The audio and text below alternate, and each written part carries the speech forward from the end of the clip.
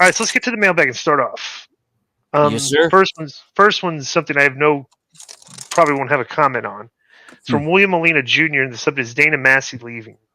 Hello, K100 crew. Dana Massey, Matt Jackson's wife, decided to leave the company, and her assertions that the company failed to adequately defend her and Young Bucks in light of the backstage altercation involving CM Punk, coupled with the ensuing resentment of the Young Bucks by the wrestling community. My question is, was AEW in the position to defend the actions of the Young Bucks, Kenny Omega, and possibly close to them, since people on social media tend to go after everyone, including the innocent? So first of all, the people are reporting this story. I guess Wrestling Inc. has a thing. I'm not, unless I hear from the horse's mouth. I don't know. I don't want to speculate on why she's leaving. First of all, it's my understanding that her contract expires, Mm. and she's just not renewing. It's not there was no fired or quitting. I just think that she's working through her contract. But this is a story that I obviously have zero interest in. Right. I mean, if honestly, if you people think like William Molina Jr., like you're really interested in, the Young Bucks' wife is no longer working there. Yeah. I mean, I think right, what brings it up is the fact that it's actually intertwined with the CM Punk stuff and the brawl out, as they call and it. And all everybody's that. speculating. Yeah. They're But not. there's been a So lot. I think it's of interest to people because of the people that have left recently. Now Sean Spears just left. So Spears, QT, Kevin Sullivan was fired. Raphael Morphy. Mm-hmm. Yeah, and now Dana and stuff like that. So things are changing over there a lot, and a lot of the old heads there, the originals, are bailing or leaving or getting fired, and I don't know. Yeah, you know how it is on Twitter and everything. Well, People want to know why. Yeah. I don't. I mean, this is just a symptom of a guy that he's a rookie at doing this, so they're having problems. Yeah. The next is from White Goulding. Subject is Russo's lying. Recently, Vince Russo turned up Francie's podcast and he made the claim that the Owen Hart tribute Raw was entirely his idea and that he was going to quit if the WWE didn't do it. I know that you get along with Vince Russo, but surely this cannot be true, can it? It can be true because he's told this story for years. This is not a new story. I remember him telling us, back in 99 to when we were in booking meetings, he brought this up. So I don't know why he would carry on a lie for 20-something years, and what is this? What does it matter if why would he be lying about this? Yeah, that seems silly, frivolous, what's the point of the lie here? To make himself look noble and stuff. It's bro, everybody. The Owen Hart death was at the time. There was no social media, right? There wasn't like internet, but bro, the WWE would have been crucified for going on with that show in the year 2023, right? When somebody died, So it was just different. And obviously, that was a call that Vince McMahon made, and I don't think a lot of the staff, a lot of the boys were very happy with it. Yeah. Bro, everybody loved Owen. So, I don't know. I can't. It absolutely can be true as the answer to the question. Right? Yeah. Why is it so far fetched that Vince Russo just went, "Hey, we got to do a tribute"? I'm sure a lot of people said that. Right. So. Yeah. And there was an internet presence then, but it was much smaller. But the message boards, AOL groups, and stuff, and of course, people were up in arms about it even then. Right.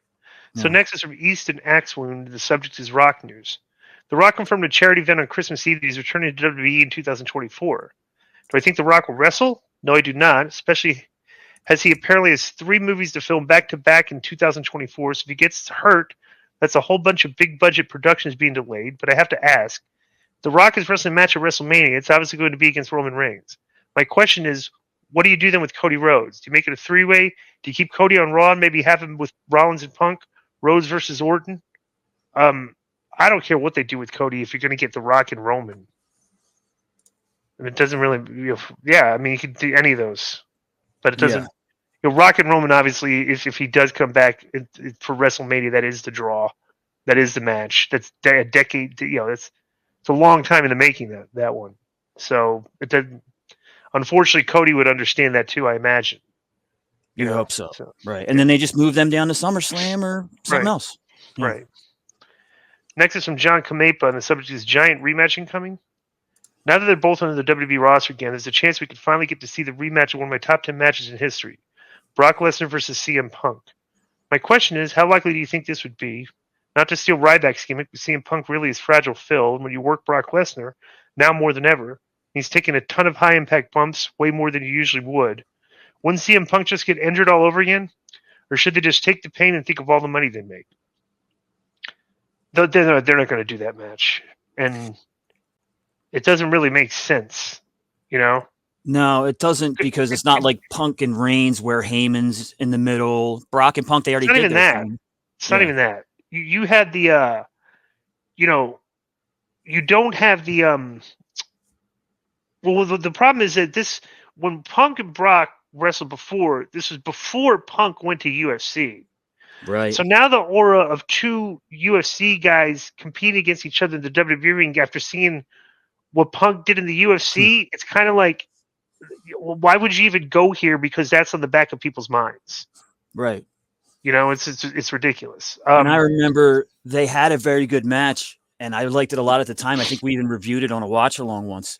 But if I rewatch it now, it looks silly to me because Punk, a lot of the match, you know, Right. Punk's on top a lot of the match because he's going to lose. So he's getting, but it doesn't look right anymore because, you know, we know what the reality is.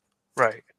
I will say this though too, and the question is, he's taking a ton of high impact bumps, way more than usually would. Wouldn't CM Punk just get injured all over again? I don't think it could possibly be any worse because I'm a professional wrestler, and I'll tell you, what it's like to take these. It couldn't be any worse than taking 8 power bombs from Wardlow.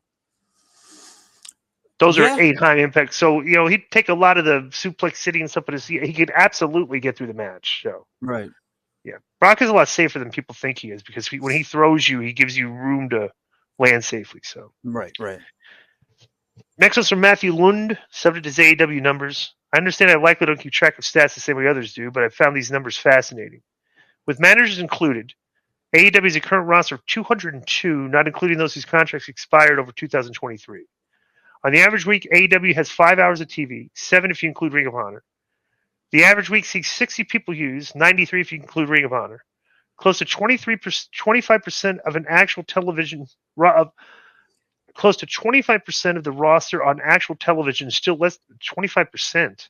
How do you close? If they have 202 people under contract and 60 are 60, used. It's close. Well, yeah, closer to 33%. Close enough. Yeah. And still less than half, even if you include online subscription. On average, 20 will appear on at least 2 shows per week.